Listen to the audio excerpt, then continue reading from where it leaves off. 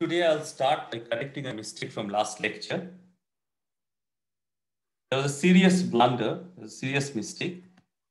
So if I, j, k are non-negative integers such that I plus j plus k equals m, then m factorial by I factorial, j factorial, k factorial, this quantity is actually the number of ways indistinguishable balls can be placed in 3 boxes in such a way that the first box gets exactly I balls, the second box gets exactly j balls, and the third box gets exactly k balls. Of course, as I said here, I, j, k are non-negative integers which add up to m. Now, in the lecture, this last lecture, if you look at the slides or the lectures, I had kept indistinguishable. I had written indistinguishable, and that's a mistake. Okay. If you have in indistinguishable balls, then the number is actually not equal to this guy.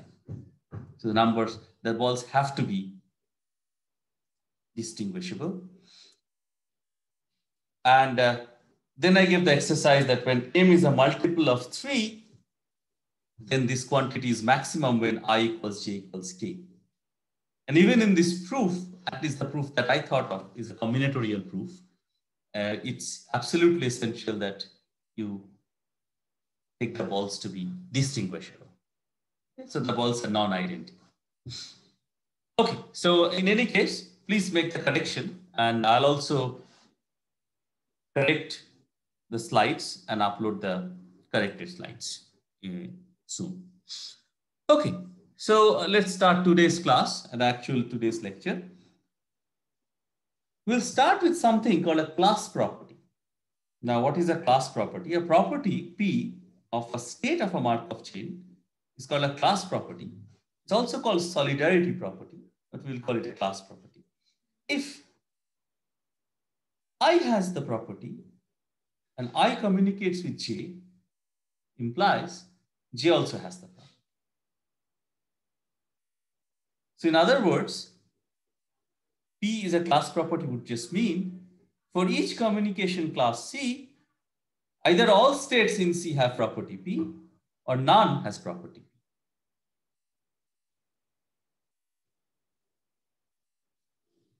Now, question would be, what are the examples? And I have been telling you, in quite a few lectures and also in the discussion sessions, that recurrence and transience are class properties.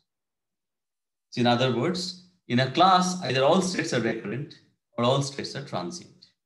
So this is something we'll prove today, finally. Now note that in particular, this means that if P is a class property, then this would mean that for an irreducible Markov chain, it has only one class, right? So therefore, either all states have the property P or no state has property. Okay, so this is our first theorem. Recurrence and transience are class properties. Now, as I said, this would immediately imply that for an irreducible Markov chain, either all states are recurrent or all states are transient. In the first case, when all states are recurrent, we'll call the Markov chain recurrent Markov chain. So when I say a Markov chain is recurrent, it means that the Markov chain is irreducible and all the states are recurrent. Of course, if the Markov chain is irreducible, it would be enough to check that one state is recurrent to prove that all states are recurrent because recurrence is a class property. Similarly, if an irreducible Markov chain has all states transient, then we call it a transient Markov chain.